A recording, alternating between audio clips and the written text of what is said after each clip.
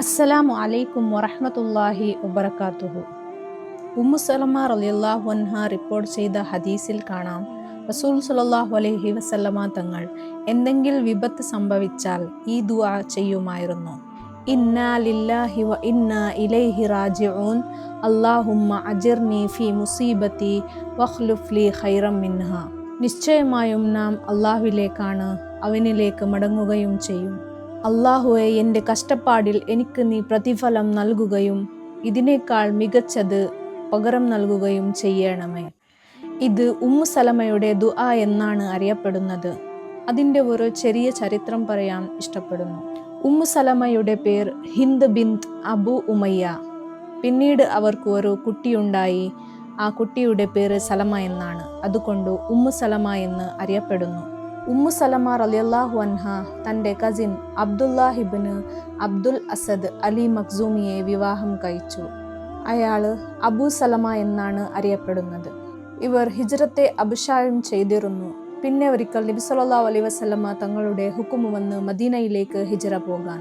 അങ്ങനെ ഇവർ മദീനയിലേക്ക് ഹിജ്റ പോകാൻ റെഡിയായിക്കൊണ്ടിരിക്കുമ്പോൾ മക്ക ഖുറൈശികൾ വന്ന് അബൂ സലമയോട് പറഞ്ഞു, അബൂ സലമ, നീ പോയിക്കോ, നീ ഖുറൈശിയല്ല, പക്ഷേ ഈ സ്ത്രീ ഉമ്മു സലമ ഖുറൈശിയാണ്, അതുകൊണ്ട് ഉമ്മു സലമയും മകൻ സലമയും ഇവിടെ തന്നെ ഇരിക്കണം. അവർ പേടിപ്പിച്ചു, എന്തെല്ലാം ചെയ്തു. അവരുടെ കയ്യിൽ ആയുധങ്ങളെല്ലാം ഉണ്ടായിരുന്നു.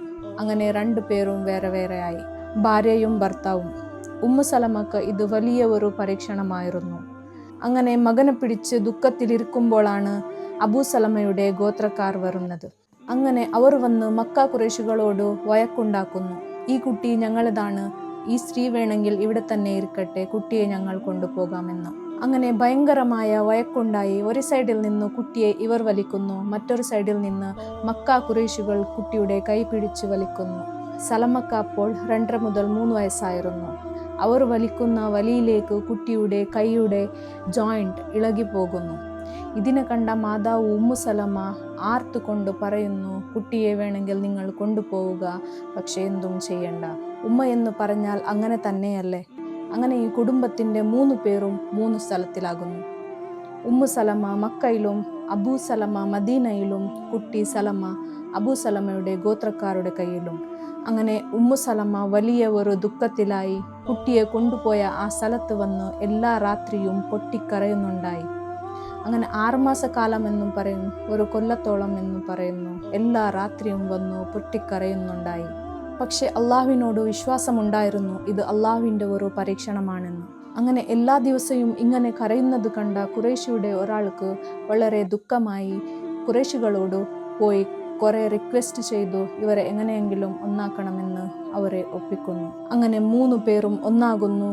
മദീനയിലേക്ക് ഹിജ്റ പോകാൻ ഇജാസത്തും കിട്ടുന്നു. ഉമ്മു സലമ നല്ല ഒരു ബുദ്ധിവന്തയായ സ്ത്രീയായിരുന്നു. കുറേ ഹദീസുകൾ റിപ്പോർട്ട് ചെയ്തിട്ടുണ്ട്.